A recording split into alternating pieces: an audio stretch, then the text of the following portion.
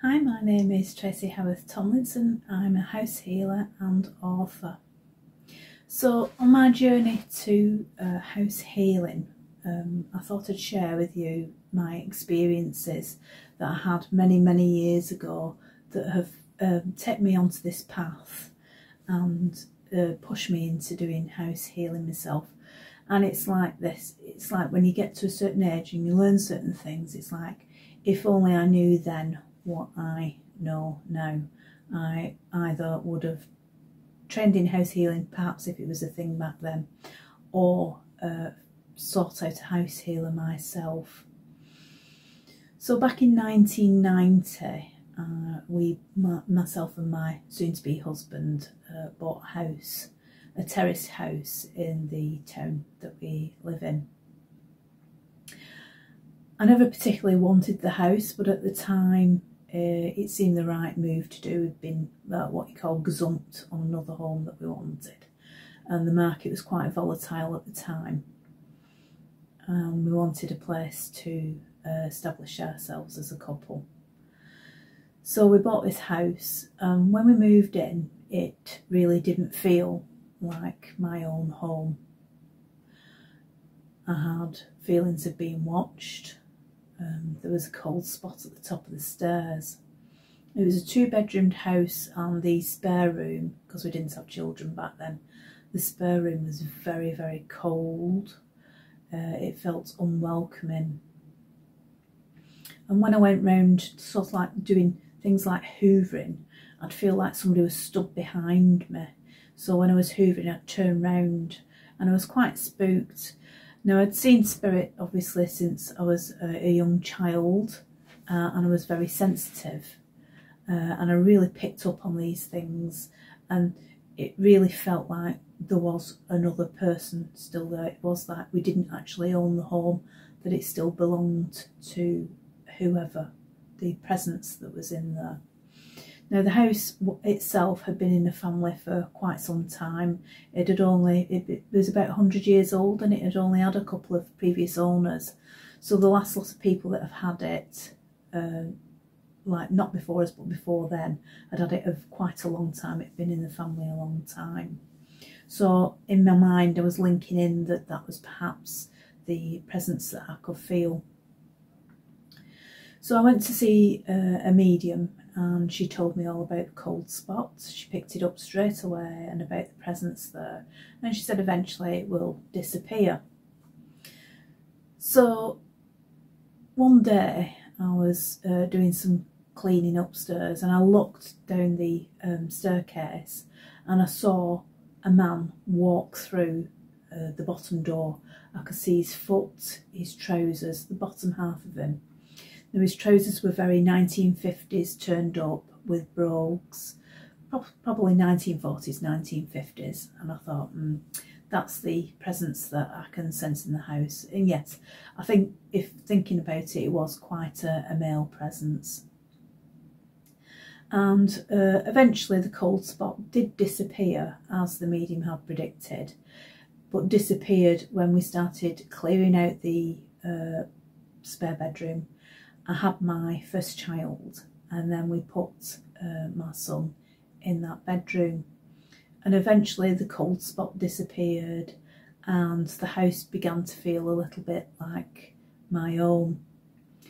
But my son, actually, when he started to talk, he used to say to us, "Who's the man who stands over me while I'm in my cot at night?"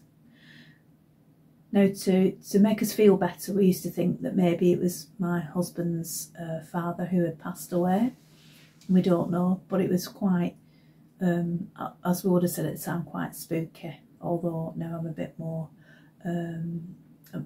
used to these sorts of things, these happenings now, and more accepting.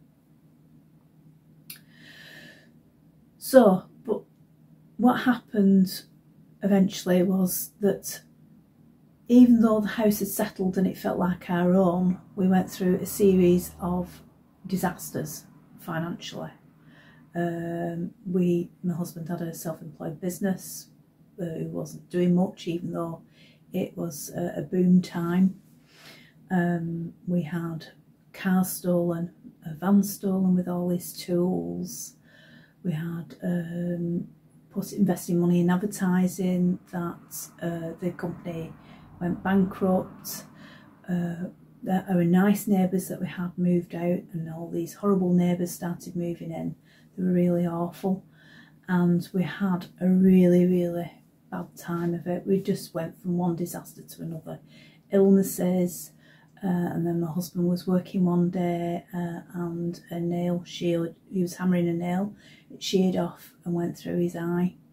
As it was, I can say he didn't lose his eye, he had an operation and it was all okay. But it was an example of the sorts of things. We were just beset by a whole multitude of problems. So I began to think, and I thought, well, what can we do? And then at the time, feng shui was very popular. So I started working a little bit myself, reading up about feng shui, art of placement, and doing things in the home to make the energies better. So that's really, I suppose, where I started with all this, in addition to everything else that I've done over the years. So putting wind chimes over the door so it disperses the energy when you walk through the door, and it aligns the energy a bit better. Because we had stairs with a toilet at the top, a bathroom at the top, sorry, and the idea was that all the energy went through the door and up and down the toilet according to feng shui. So I started all these placement things and aligning the energies in the home. From there I learnt to sage and cleanse the home using violet light to put through the house, positive thinking, law of attraction, positive energies. And gradually things began to really change in the home. So, and then I got into meditation, which again aligned my energies and began to develop a different atmosphere in the house, because through my meditation I was aligning myself, aligning my own energies and aligning those in the home. So eventually, after 12 years in that house, we were at a point where both my husbands had secured decent jobs and we were able to move. And I actually remember negotiating with the house to let us go, because financially, ever since we moved into that house, we'd struggled with finances. And I actually said to the house, let us go now, it's time for us to move on. Put the house up for sale, and within 2 weeks, I mean literally 2 weeks, we didn't even get the board up outside the house, within 2 weeks the house was sold, and that was that. It was amazing, it was like a miracle. And we moved into this house. So, and then with the knowledge that I'd already acquired with this house, I have constantly made sure it's cleansed, aligned, saged. I've got 2 boys, grown-up boys, and they both take the mickey out of me because they say it just stinks of sage all the time. Sage and incense and goodness knows what. Crystals, I've got crystals dotted about. So they're all things that I've done over time to align the energies of my home. So that in a way has brought me to this point where doing the house healing and learning about house healing has really resonated with me, because I understand when people have spirits, ghosts, cold spots, unsettled energies, houses where you move into them and then nothing goes right, financial difficulties and all sorts of things like that. So because I've experienced all that, it's a pleasure for me to help other people who may be experiencing those sorts of things, and to help them to harmonise the energies in the home. And also I do have a deep understanding of spirit as well.